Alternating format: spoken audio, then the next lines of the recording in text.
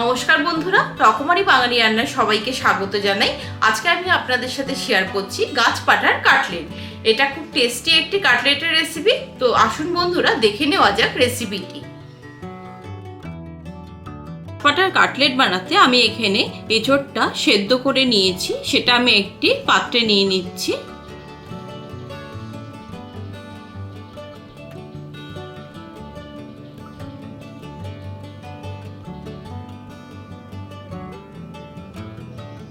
এরপর একটা সেদ্ধ আলু আমি নিয়ে নিয়েছি, সেটা খোসা ছাড়িয়ে এর মধ্যে দিয়ে দেব।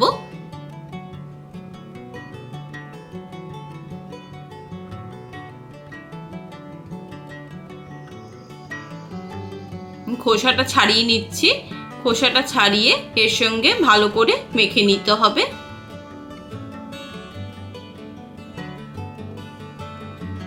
আমি এঁচোড়ের সাথে আলুটাকে প্রথমে ভালো করে মেখে নিচ্ছি।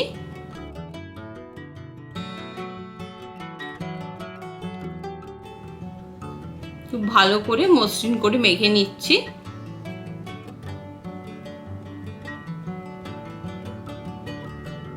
খুব ভালো করে মেখে নিয়েছি।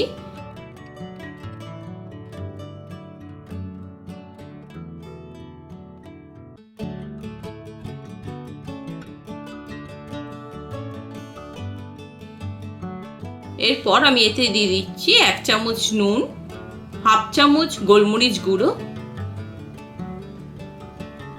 হাফ চামচ চিলি ফ্লেক, 1 চামচ মশলা। এটা আমি গোলমরিচ, শুকনো লঙ্কা, জিরে এবং ধনে কড়াইতে ভেজে গুঁড়ো করে নিয়েছি।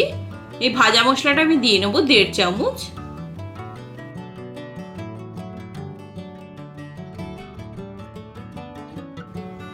দিচ্ছি আদা কুচি, আর দিচ্ছি একটু আমচুরের গুঁড়ো, হাফ চামচ। এগুলো এবার খুব ভালো করে মেখে নিতে হবে।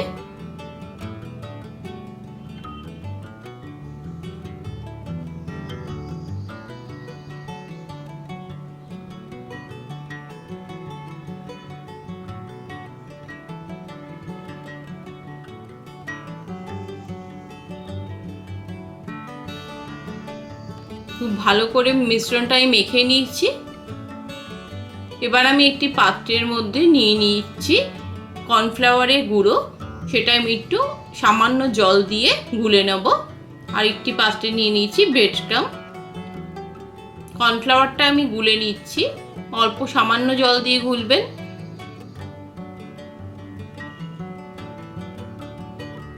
খুব বেশি পাতলা হয়ে গেলে কর্নফ্লাওয়ারটা এর মধ্যে লাগতে চাইবে না, তাই জন্য খুব অল্প জল দিয়ে একটু ঘন করে গুলে নেবেন।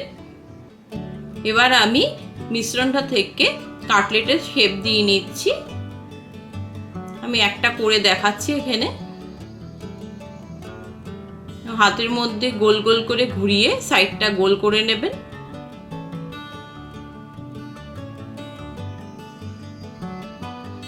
এভাবে আমি কাটলেটের শেপ দিয়ে নিয়েছি।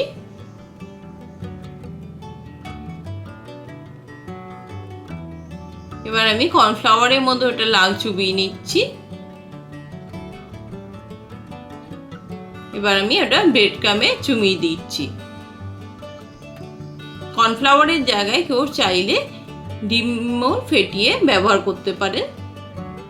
এইভাবে আমি সবকটা কাটলেট তৈরি করে নেব। কড়াইতে সর্ষে তেল দিয়ে নিয়েছি। এবার তৈরি করে নেওয়া কাটলেটগুলো আমি ভেজে নেব। তেলটা ভালো করে গরম হলে ছেড়ে দিচ্ছি।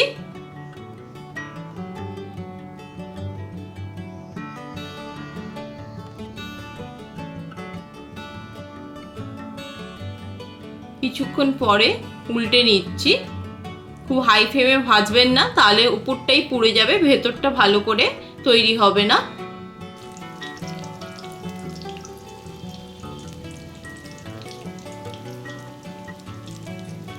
একটা দিক ভাজা হয়ে গেলে আমি আরেকটা দিক আবার ঘুরিয়ে দিচ্ছি।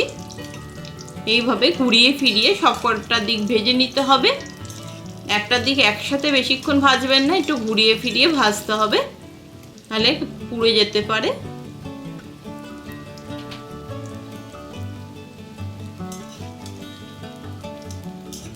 আবার আরেকটা দিক ঘুরিয়ে দিচ্ছি। বারবার এটা একটু উল্টে পাল্টে দেবেন কিছুক্ষণ পর পর। দেখুন ভালো ব্রাউন কালার এসে গেছে, তার মানে কাটলেটটা তৈরি হয়ে গেছে। এবার আমি তুলে নেব। এই একই প্রসেসে আমি সবকটা কাটলেটই ভেজে নেব।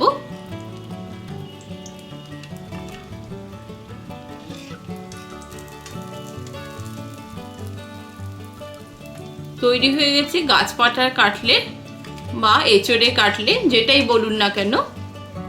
এটা একটা খুবই টেস্টি রেসিপি। এই এঁচোড়ে কাটলেট বা গাছ পাঠার কাটলেটটা আপনারাও বাড়িতে ট্রাই করবেন অবশ্যই, এবং কিরকম হয়েছে সেটা অবশ্যই আমাকে জানাবেন কমেন্টস করে। রেসিপিটা ভালো লাগলে লাইক এবং শেয়ার করতে একদম ভুলবেন না। আমার চ্যানেলে নতুন বন্ধু হয়ে থাকলে তাকে চ্যানেলটিকে সাবস্ক্রাইব করে নেওয়ার অনুরোধ করব, এবং পুরনো বন্ধুদের অসংখ্য ধন্যবাদ সঙ্গে থাকার জন্য।